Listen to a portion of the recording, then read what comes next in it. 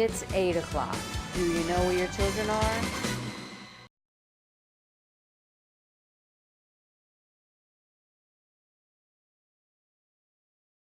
Children are?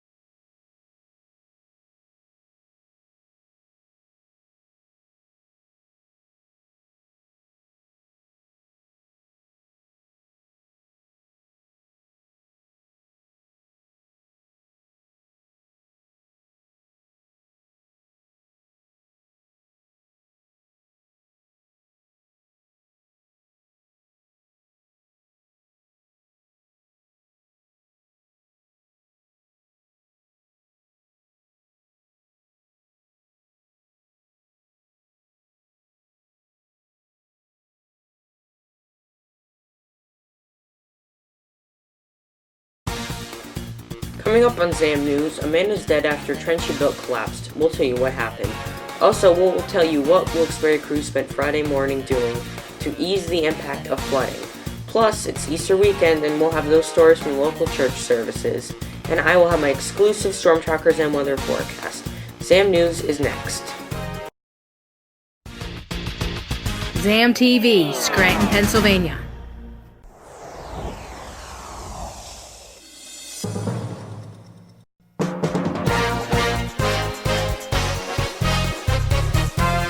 Coming to you live from our studio in Old Forge, this is Zamm News. Here's Nick Zamm. Good evening and welcome to Zamm News. I'm Nick Zamm. We begin with a man from Lycoming County who died after a trench he dug outside of his home collapsed. Emergency workers told us that the man was trying to fix a pipe when the 8-foot deep trench collapsed around him. Police were called to a house in Bastress Township outside Williamsport around 10 a.m. Friday. We believe it was over his head. At first, family members managed to dig some of the material away from him, said Fire Chief Dean Miller. Emergency teams called in for extra help. The county's trench rescue team helped shore up the ditch before pulling the 66-year-old man out, but he did not survive. Miller says that the wet weather may have played a part in the tragic accident. OSHA says that anything 4 feet or below, you have to have a trench box. A trench box is set up to go down into the ditch and shore up the sides of the ditch so it doesn't fall in on you, Miller explained. When people do operations on their own, they don't follow OSHA guidelines, so they do take shortcuts sometimes. That's what happens, he says. The coroner has not released the name of the victim yet, but we were told that he was well known and loved in his community. With heavy rain in the forecast, some neighborhoods in our area are not taking any chances when it comes to preparation. It's calm along Spring Creek now, but people who lived along its banks in Tremont remember a time when it was not like that. Last summer, flash flooding devastated homes and businesses in Tremont. Now, with possible flooding in the forecast, people are hoping history won't repeat itself. Ricky Nye is the mayor of Tremont. He says the borough isn't taking any chances. This past week, I had filed a declaration for the rainstorm and the storms that have came through. We're still under that declaration, Nye said. Borough officials tell us that they will be setting up an emergency shelter at the EMS building at the corner of North and Clay Streets. Nye and some of his neighbors have set up sandbags along their property to try to prevent damage in the case the drains along the streets fail. He says that it's just a precaution, but emergency organizations will be keeping an eye on creek levels and will be ready for what may come. If you need emergency assistance from borough officials, you can call 570-621-1001. Wilkes-Barre Public Works crews spent part of Friday morning erecting temporary flood walls along Solomon Creek, ahead of heavy rainfall predicted overnight. The city has been rebuilding permanent flood walls after they were damaged by floods in 2018. In addition to erecting the temporary protection along the flood-prone creek, the city is also monitoring 4 other creeks which flow through the city: Mill Creek, Springbrook Run, Colebrook Creek, and Laurel Run. Additionally, crews have been clearing catch basins and removing debris from the storm drains through the area. We'll be right back, but still ahead on Zamm News, it's Easter weekend and we'll have a few local traditions. Also ahead, I will have your exclusive Storm Tracker Zamm weather forecast. Stay tuned.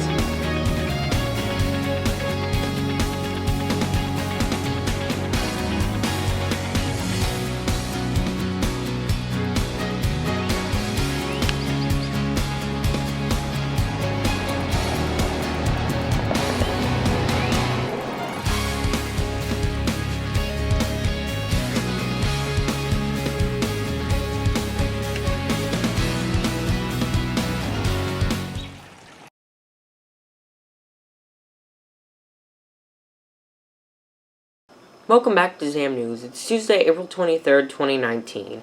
This past Friday was Good Friday, the day that Christians recognize the day Jesus Christ died on the cross. Early Friday morning, dozens of people gathered together at sunrise to partake in a tradition in Millville dating back more than 20 years. They call it the Crosswalk. 2 major highways were closed for a brief time while more than 50 people carried across from an area outside the borough to the Millville Community Park. They walked in silence, and the youth of the church took turns holding the cross. It's grown to include at least 9 churches in the community. Anyone who professes Christ is part of this one family. We feel that here very intensely in our community, noted the pastor of New Testament Assembly of God. At the completion of the walk, they placed the cross at the community park and held a religious service. Many Christians attend. Protestants gathered at Calvary Bible Fellowship Church for a Good Friday service. Christians believe Good Friday is when Christ died on the cross. It is important for many to attend church. It is part of our tradition as Christian heritage to be able to worship Christ who died for us and rose again so we can have eternal life, said Kevin Derrick of Cole Township. It is a long-time tradition for Calvary Bible Fellowship Church and nearby Grace Chapel to have a joint afternoon Good Friday service. People who love Jesus and appreciate the fact that he died for our sins is special to them, he added. Calvary Bible Fellowship Church and Grace Chapel switched locations for the service every other year. People from the 2 congregations enjoy worshiping together on this solemn day. I think it's good, to have so many people here celebrating with us, said Derrick. People here said that they also plan to come to church on the joyous holiday of Easter Sunday. For the 6th year, Fifth Creek Presbyterian Church on Highway 64 East has prepared Easter baskets to be distributed by a local charity organization. More than 100 baskets containing candies, small toys, toothpaste, toothbrushes, and other items were prepared by the church members as part of the church's benevolence mission. Stay tuned to Zamm News. When we come back, I'll have your exclusive Storm Tracker Zamm weather forecast. But first, your winning Pennsylvania lottery and North Carolina lottery numbers. Good luck if you played. Zamm News will continue after we take a look at those winning lottery numbers.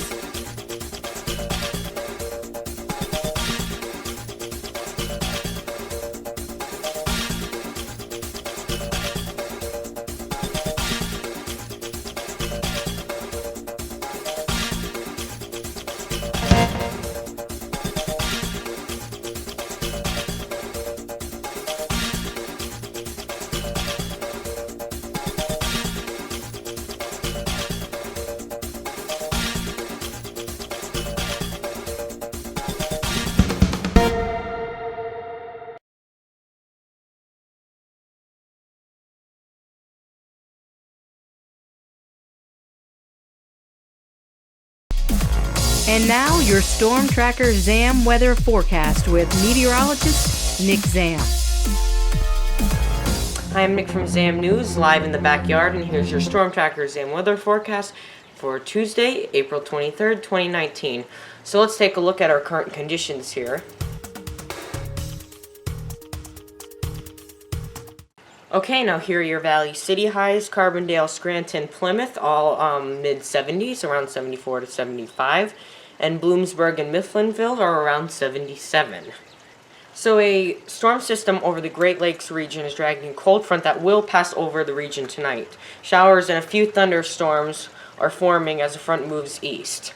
Now here's a look at our 7-day forecast. So tonight, scattered showers and thunderstorms, a low of 48.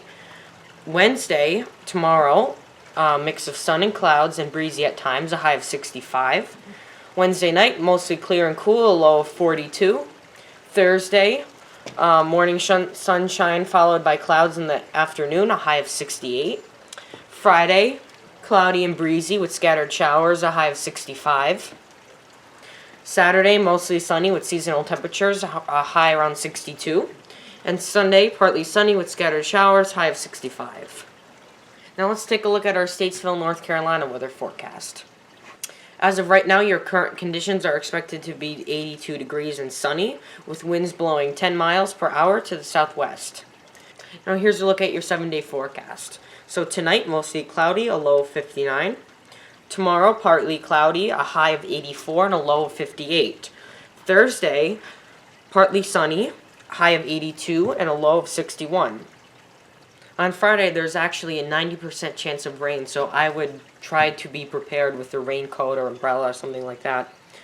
On Saturday, it's supposed to be partly cloudy, a high of 73, a low of 52. There's 0% chance of precipitation, so you're actually looking good for the weekend. Sunday is also 20%, so that's pretty low.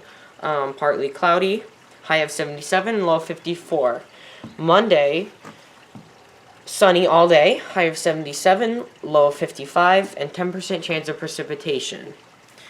Into Tuesday, mostly cloudy, high of 80 and low of 61. Chance of precipitation, 10%.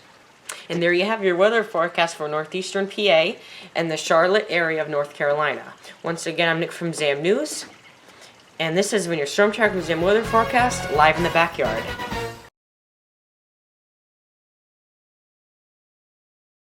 A road crew in Florida should get an F for their spelling.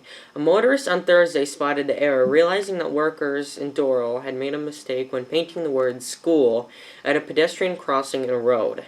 Instead of SCHOOL, it was spelled SCOHOL. WPLG brought it to the city's attention, and the city tweeted that the private contractor has now corrected its work. It's not clear how the mistake was made in plain sight. Finally, here on Zamm News, a Special Olympics athlete from Monroe County followed his dreams and competed in the Boston Marathon earlier this week. He not only ran the race, but made it to the finish line. The Boston Marathon is over, but 35-year-old Ernie Roundtree still has runner's high. Ernie laced up his sneakers with 30,000 other participants. They were surrounded by 1 million cheering fans. Just the pump of the people who were running, everybody was just excited, he recalls. Monday's marathon started downhill, but the 26.2-mile journey got bumpy at times, with rain and rough terrain. But he did. Ernie crossed the finish line in 6 hours and 26 minutes. He spent several months preparing for the marathon by street running, participating in track and field through Monroe County Special Olympics, and training at the Pocono Family YMCA. Proud is an understatement. I never doubted him for a moment. I knew he'd finish the race, says Terrence Crowley, the program manager of Monroe County Special Olympics. Growing up, Ernie suffered from delayed speech, and doctors said he might never talk. But Ernie defied those odds, and since then he hasn't slowed down on accomplishing his goals. Ernie ran as a fundraiser for the Hopkinton Police Association in Massachusetts. He raised more than $5,000, which also supports the Special Olympics program in Massachusetts and Monroe County. And that'll do it for this Easter weekend edition of Zamm News. This also has been the first edition of Zamm News to be streamed on YouTube Live. Let us know what you think about it. As always, you can stay up to date by monitoring our Facebook page and by signing up for our Remind texts. For the entire Zamm News team, I'm Nick Zamm. Thanks, and see you next time. closer to your world, my friend. Take a little bit of time. Move closer to your world, my friend, and you'll see. From Zamm Live, this has been Zamm News, the most watched news program on Facebook Live. When you see news happen, call our news tip line at... Oh wait, we don't have one. Thanks for watching, and make sure you tune in next time to Zamm News.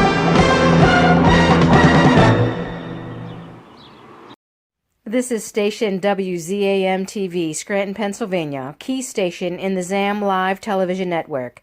WZAM studios are located in Old Forge, Pennsylvania, and are transmitted by Duke and Daisy Wolf. WZAM-TV operates on social media networks by the Authority of Cultural Acceptance Worldwide. Now speaking for the entire staff, this is Auntie Lisa, wishing you an awesome good night, and also an invitation to join us next time for outstanding entertainment and cutting-edge news. And now, our national anthem.